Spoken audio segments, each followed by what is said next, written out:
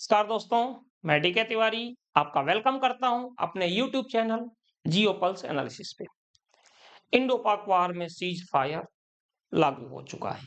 मैंने ये नहीं कहा कि खत्म हो गया, लागू हो चुका है और इसमें बहुत सारी चीजें क्लियर मतलब एक बहुत क्लियर तरीके से सामने आ गई है।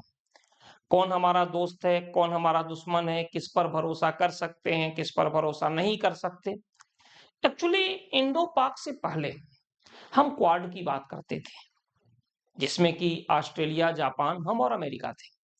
2+2 की बात करते थे, जिसमें कि अभी ब्रिटेन भी है कि कोई भी दिक्कत होगी तो हमारा समझौता है, वो हमारे साथ खड़े रहेंगे। इवन फ्रांस, जिसके राफेल के हम लोग गुण गाते थे, गलत भी नहीं है, काफी अच्छा फाइटर जेट है, 4.5 जनरेशन का है, ये सारी चीजें हैं। अब एक्चुअली प्रॉब्लम क्या है इसमें? फ्रांस को फिर हम क्यों ऐसी बात कर रहे हैं कि फ्रांस की हम गुण गाते थे? मतलब कुछ ना कुछ समस्या है। अब क्या समस्या है? तो आप एक सिंपल सी बात बताइए। फ्रांस ने राफेल तो हमें दे दिया, लेकिन राफेल के साथ-साथ कुछ इसमें कोड होता है। ऑपरेटिंग कोड कहते हैं या अलग-अलग कहते हैं। उसको इंडिया ने कहा कि भाई वो भी हमें दे दीजिए, ताकि हम इसमें एक्स्ट्रा कौन से वेपन्स हैं, मिसाइल है, क्या बोलते हैं इसको, ब्रह्मोस, आकाश, जो भी इसमें हमें फिट करना हो, वो हम फिट कर सकें। लेकिन फ्रांस ने मना कर दिया। ऐसा क्यों? इसके पीछे रीजन आप दे सकते हो, अमेरिका है। तमाम तरह की चीजें बोल सकते हैं कि अमेरिका ने मना कर दिया था। तो यार, अगर अमेरिका ने मना कर दिया था, तो फिर हम फ्रांस से डील क्यों कर रहे हैं? ऐसा तो ठीक है, बहाना बनाने के लिए ठीक है। लेकिन वेस्टर्न जितनी भी कंट्री है, इनका ये हिस्ट्री रही है शुरू से। इन्हें केवल अपने प्रॉफिट से मतलब है। उन्हें पता था कि अगर एक कोड हम दे देंगे तो शायद हमारा प्रॉफिट कम हो जाएगा, और एक रिवर्स इंजीनियरिंग बोलते हैं, जिसको कि मतलब आप समझ सकते हो, कॉपी बोलते हैं कि जैसे ये मार्केट में चीजें आ गई, इसकी कॉपी हो गया, जो ज्यादातर चाइना करता है। और इसको मतलब थोड़ा सा कॉपी से ऊपर जाते हैं, थोड़ा सा अच्छा वर्ड है, रिवर्स इंजीनियरिंग। रिवर्स इंजीनियरिंग में हम क्या करते हैं कि इनके पार्ट्स को अलग करते हैं और उसको मतलब एक तरह से स्टडी करते हैं और उसी से रिलेटेड चीजों को बना लेते हैं, जिसको कि कहते हैं रिवर्स इंजीनियरिंग। अभी माना जा रहा है कि चाइना इसमें सबसे आगे है, तो फ्रांस का इसका डर था। लेकिन यार, अगर आप हमारे दोस्त हो तो इस डर को भी बताओ। आप बिजनेस करने के लिए दिए हो ना प्लेन हमें, कोई बात नहीं, आप उसकी कॉस्ट ले लो। कॉस्ट तो खैर आपने जो चाहा वही मिला। हालांकि इसके कॉस्ट को लेकर भी काफी बवाल हुआ। हमारे एलओपी जो है, leader of opposition, Rahul Gandhi, उन्होंने भी इस पर काफी कुछ कहा कि इसमें घोटाला हुआ है और ऐसा है वैसा है। बीजेपी वालों ने कहा कि भाई इनका कहना भी गलत नहीं है, इसके पहले इनके सारे रक्षा सौदा में कोई ईमानदारी का होता ही नहीं था, तो घोटाला अगर ये कर रहे हैं तो कुछ गलत नहीं है। चलो, ये तो खैर आरोप प्रत्यारोप की बात है। ये बात सही है कि जब भी कोई चीज आती है तो उन्होंने बता दिया कि भाई ये लेकर जाइए, फ्रांस के अकॉर्डिंग जो उसकी भौगोलिक स्थिति है। फिर आप अपने अकॉर्डिंग डिमांड करते हो, हमें ये चीज चाहिए, हमें ये कंडीशन चाहिए, हमें ऐसा चाहिए। जैसे मान के चलो कि कहीं से प्लेन आप लेकर आए, तो उसके लिए कंडीशन है कि ये जो प्लेन है वो डायरेक्ट मतलब 1 किलोमीटर इसको रनवे चाहिए। आपने कहा नहीं भाई, मेरे यहाँ तो हाफ किलोमीटर पे ही इसको उड़ाना है या 400, तो फिर वो एक्स्ट्रा इक्विपमेंट उसमें लगते हैं। ये तमाम तरह की चीजें होती है, टेक्निकल पे मैं नहीं जा रहा हूँ। मैं तो आपसे एक ही बात कर रहा हूँ कि फ्रांस को देखिए, जापान को देखिए, ऑस्ट्रेलिया को देखिए, या फिर आप मान के चलिए कि अमेरिका को देखिए। तो देखिए, काफी सिंपल है। मेरा तो सिर्फ एक ही क्वेश्चन है कि ठीक है, नुकसान किया, अमेरिका ने साथ नहीं दिया। अमेरिका देता कब है साथ इंडिया का? अमेरिका देता कब है? मुझे तो नहीं लगता, मुझे नहीं याद है कि कभी उसने दिया होगा। अमेरिका ने कभी नहीं दिया। रसिया ने साथ नहीं दिया, क्यों देगा भाई? यूक्रेन से जब लड़ाई हुई थी तो आप रसिया को ज्ञान दे रहे थे, रसिया ने भी तो ज्ञान दे दिया।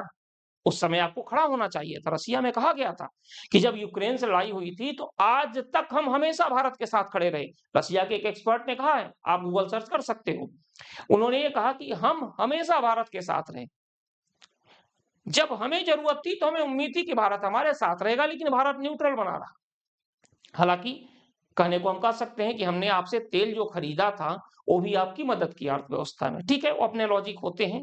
लेकिन एक मोरल सपोर्ट बड़ी चीज होती है। भारत को मोरल सपोर्ट भी नहीं मिला भाई इंडो पाक वार में। आप देखिए, टर्की आके पाकिस्तान के साथ ओपन खड़ा हो गया।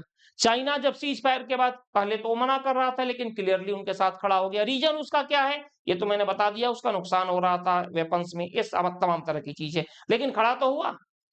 टर्की, अजरबैजान, वो भी खड़ा हो गया। और अमेरिका को देखिए, अमेरिका ने दोनों इंडिया और पाकिस्तान को बिल्कुल इक्वली रखा। इक्वली रखा इन द सेंस, बोलने में जब उसे जरूरत पड़ी अंतरराष्ट्रीय मुद्रा कोष से, तो उसे $1 बिलियन दे दिया उन्होंने डोनेशन। क्या अमेरिका को नहीं पता है कि ये जो डोनेशन दे रहे हैं पाकिस्तान इसको कहां खर्च करेगा? पता है उसे, लेकिन वो भी तो चाहता है करो यार, खर्च करो। कहां खर्च करोगे? हथियार खरीदोगे तो हमारे पास से जाएगा। टेररिस्ट को दोगे, टेररिस्ट क्या करेंगे? हथियार खरीदेंगे, फिर तो पैसा हमारे पास ही आना है। इनका तो हमें समझ में आ गया। लेकिन जब भी कोई बात होती थी तो ये कहा जाता था कि फ्रांस और रसिया में रसिया से ज्यादा अच्छा दोस्त हमारा फ्रांस है, ये कहा जाता था।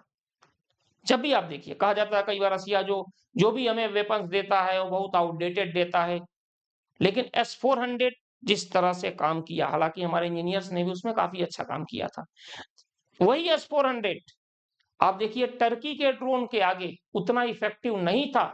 यूक्रेन और रसिया के वार में, यूक्रेन और रूस का जो वार लड़ाई हो रही है, वही S-400 रूस का उतना सक्सेस नहीं था।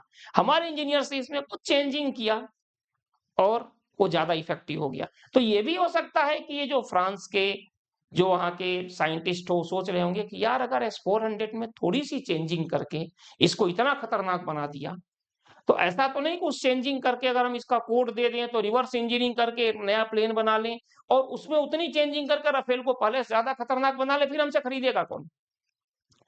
चलो ये तो हो गया बिजनेस की बात, लेकिन ये तो पीठ में चूड़ा घोंपने वाला है यार, कि आज तक हम आपसे दोस्ती करते रहे और आपने लास्ट टाइम पे बिल्कुल ही मना कर दिया। क्योंकि देखिए जब हम प्रॉब्लम में हैं, देखिए लड़ाई होती है तो प्रॉब्लम कम या ज्यादा, पाकिस्तान ज्यादा प्रॉब्लम में हो सकता है, हम ज्यादा प्रॉब्लम हो सकते हैं, लेकिन जब हम प्रॉब्लम में हैं तो उस समय लॉस और प्रॉफिट नहीं देखा जाता अगर आप हमारे दोस्त हैं तो। रसिया ने ये चीज भी कहा कि भारत को ये समझ में आ गया होगा कौन उसके साथ है कौन नहीं है, और भारत को भी ये सोचना पड़ेगा।